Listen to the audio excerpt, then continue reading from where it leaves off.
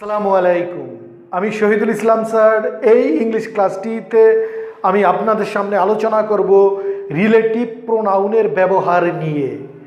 এই relative pronoun থেকে যেভাবে BCS, NTRCA, admission, cadet school ভর্তি পরীক্ষায়, এমনকি সরকারি চাকরি ও প্রাইমারি স্কুল শিক্ষক নিয়োগ পরীক্ষায় যেভাবে প্রশ্ন এসে থাকে, ঠিক সেভাবেই আমি আপনাদের সামনে আলোচনা করব। তাহলে চলুন দেখি এই ক্লাসটি রিলেটিভ প্রোনাউনের ব্যবহার সমূহ। রিলেটিভ প্রোনাউন এর ব্যবহার। তো রিলেটিভ প্রোনাউনগুলো কি কি? রিলেটিভ প্রোনাউনগুলো হচ্ছে who, which, that, whom, whose, when এবং হয়ার।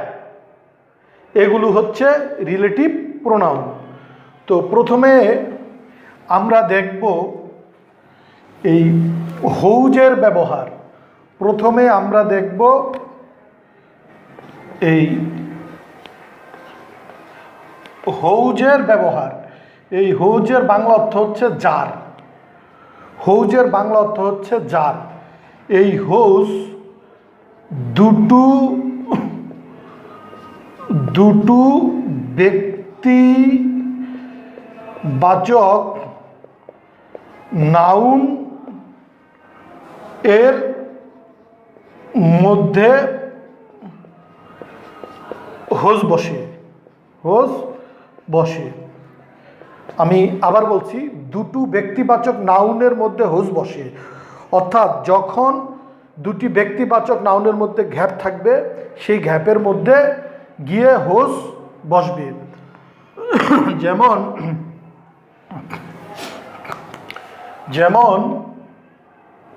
This is Rana dash brother is a doctor. This is Rana dash brother is a doctor. এখানে হু বসবে না হোজ বসবে? অবশ্যই হোজ বসবে, কারণ গ্যাপে হোজ বসবে, কারণ এ একটি নাউন, তাই দুটি নাউনের মধ্যে হোজ বসে। এখন আমরা দেখব হু এর ব্যবহার। এই হু এর বাংলা অর্থ হচ্ছে যে বা যাহারা। হু এর বাংলা অর্থ হচ্ছে যে বা যাহারা। আমাদের মনে রাখতে হবে যে ব্যক্তিবাচক নাউন অথবা প্রোনাউনের পর শুধুমাত্র হু বসে, এবং এই হু এর পর অবশ্যই ভার্ব থাকে। আমি আবার বলছি, ব্যক্তিবাচক নাউন অথবা প্রোনাউনের পর হু বসে, হু এর পর অবশ্যই ভার্ব থাকে। যেমন I saw a boy dash was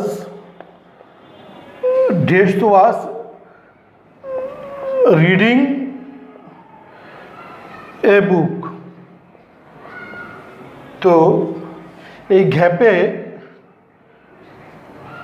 hose বসবে না হুম বসবে না হু বসবে?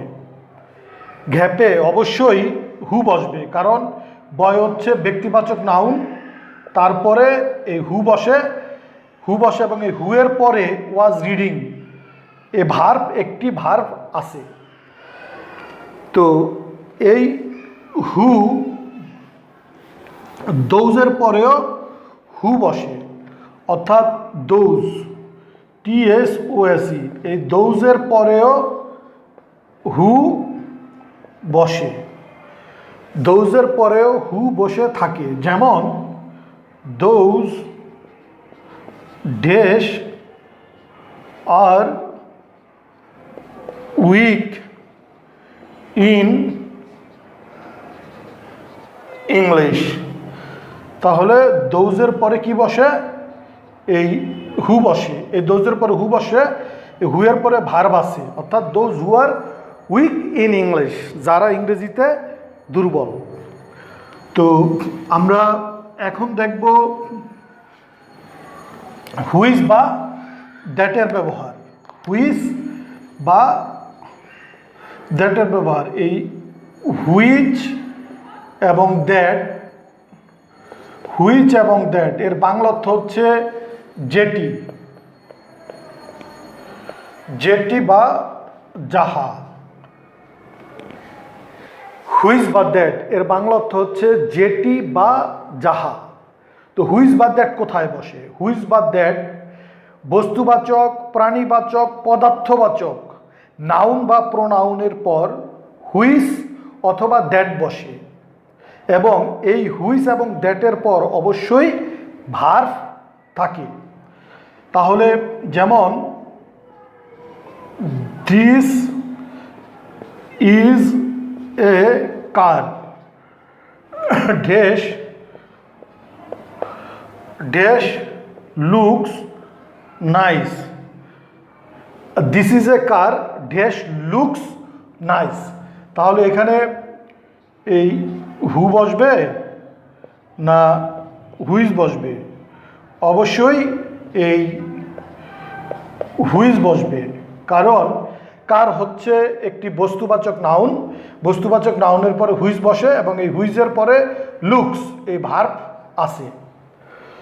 তো আবার হুইজ বা দ্যাটের অন্য আরেকটি নিয়ম হচ্ছে প্রথম বাক্যর অবজেক্ট অবশ্যই বস্তুবাচক, প্রাণীবাচক, পদার্থবাচক নাউন হবে, এবং দ্বিতীয় বাক্যের সাবজেক্ট হবে পার্সোনাল প্রোনাউন, অর্থাৎ I, we, you, he, she, they. তাহলে হুইজ বা দ্যাট বসে। আমি আবার বলছি, প্রথম বাক্যর অবজেক্ট হবে বস্তুবাচক, প্রাণীবাচক, পদার্থবাচক নাউন, কিন্তু দ্বিতীয় বাক্যের সাবজেক্ট হবে I, we, you, he, she, they. তাহলে ওই দুটি গ্যাপের মধ্যে, ওই গ্যাপটির মধ্যে হুইজ বা দ্যাট বসে। যেমন this is a shirt dash I buy, dash I buy. তাহলে এখানে হুইজ বা দ্যাট বসবে, হুইজও বসতে পারে বা দ্যাটও বসতে পারে। কিসের জন্য? প্রথম বাক্যের অবজেক্ট হচ্ছে শার্ট, বস্তুবাচক, পরবর্তীর বাক্যর সাবজেক্ট আই রয়েছে, তাই এখানে হুইজও বসতে পারে অথবা দ্যাটও বসতে পারে। এই দুটির যে কোনো একটি বসালেই হবে।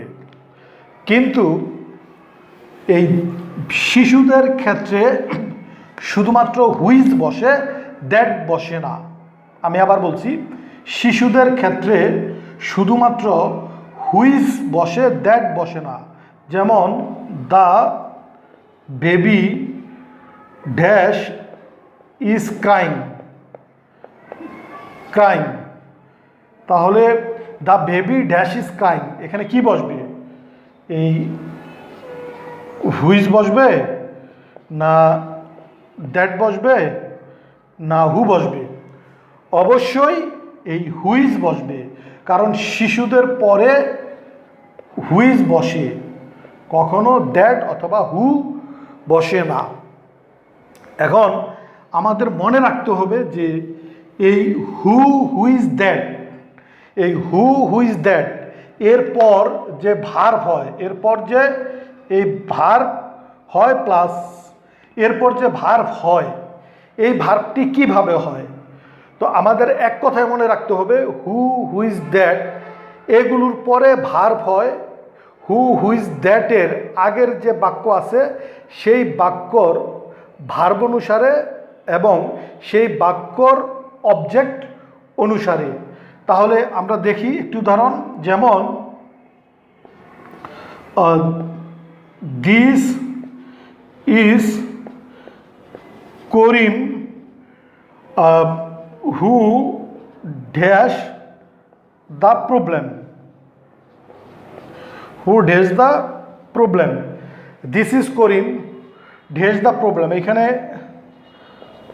সলভ হবে না সলভস হবে? এখানে সলভস হবে, কারণ এখানে সলভস হওয়ার কারণ যে এই হুয়ের আগের বাক্য যে বাক্যের যে ভার্ব আছে সেটি আছে প্রেজেন্ট ইনডিফিনিট টেন্স, এবং এই হুয়ের আগে যে এই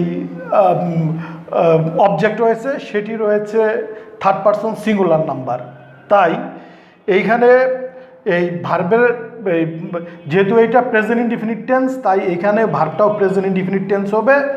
আর এটা যেহেতু করিম থার্ড পারসন সিঙ্গুলার নাম্বারের কাজ করে, তাই এই ভার্বের সাথে অ্যাস যোগ হয়েছে। তাই আমাদের মনে রাখতে হবে যে হু ইজ দ্যাট এর পরে ভার্ব হয় এর আগের বাক্যর ভার্ব অনুসারে ও অবজেক্ট অনুসারে।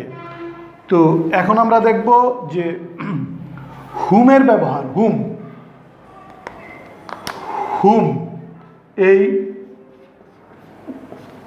এই হুম অর্থ যাকে বা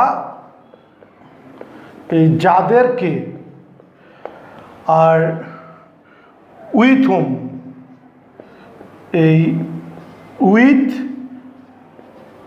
হুম, এই উইথ হুম অর্থ হইল যার সাথে বা এই যাদের সাথে। তো এই হুম এবং উইথ হুম কোথায় বসে? হুম এবং উইথ হুম বসে যে প্রথম বাক্যর অবজেক্ট, প্রথম বাক্যর অবজেক্টটি অবশ্যই হবে ব্যক্তিবাচক নাউন অথবা প্রোনাউন। প্রথম বাক্যের অবজেক্টটি অবশ্যই হবে নাউন, ব্যক্তিবাচক নাউন অথবা প্রোনাউন, এবং দ্বিতীয় বাক্যর সাবজেক্ট হবে পার্সোনাল প্রোনাউন, অর্থাৎ দ্বিতীয় বাক্যের সাবজেক্ট হবে I, we, you, he, she, they. তাহলে গ্যাপটির মধ্যে হুম অথবা উইথ হুম বসবে। তো আমরা তা উদাহরণে দেখে নেই, যেমন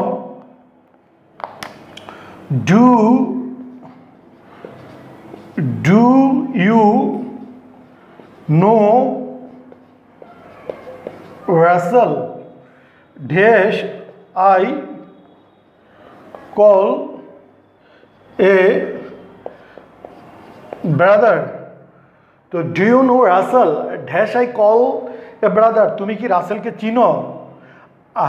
ড্যাশ আই এ ব্রাদার, যাকে আমি ভাই বলে ডাকি। তাহলে কি বসবে? এই হু বসবে না হুম বসবে? অবশ্যই এই হুম বসবে, কারণ এই প্রথম বাক্যর অবজেক্ট আছে ব্যক্তিবাচক নাউন, এবং তারপরে দ্বিতীয় বাক্যের সাবজেক্ট আছে পার্সোনাল প্রোনাউন। তাই এখানে এই হুম বসবে। আমরা যদি আরেকটি উদাহরণ দেখি, যেমন these are the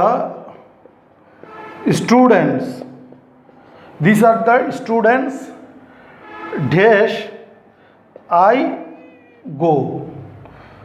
এখানেও কি বসবে?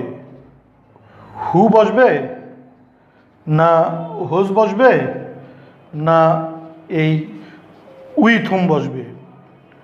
এখানেও এই উইথ হুম বসবে, কারণ এই উইথ হুম বসার কারণ হলো যে প্রথম বাক্যের অবজেক্ট এটা ব্যক্তিবাচক নাউন রয়েছে এবং দ্বিতীয় বাক্যের সাবজেক্ট পার্সোনাল প্রোনাউন আই রয়েছে। তাই এখানে উইথ হুম বসবে, অর্থাৎ দিজ আর দ্য স্টুডেন্টস, এগুলো হয় ছাত্রছাত্রী, উইথ হুম যাদের সাথে আই গো আমি যাই।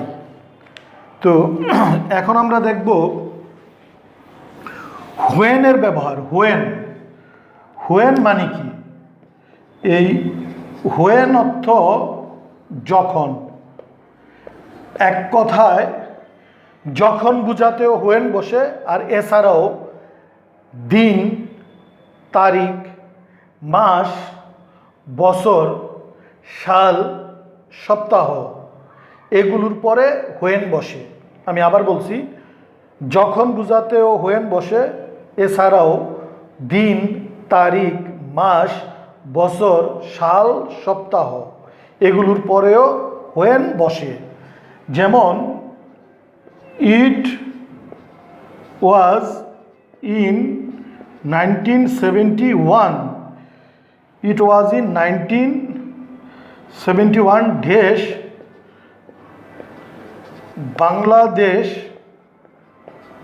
বাংলাদেশ became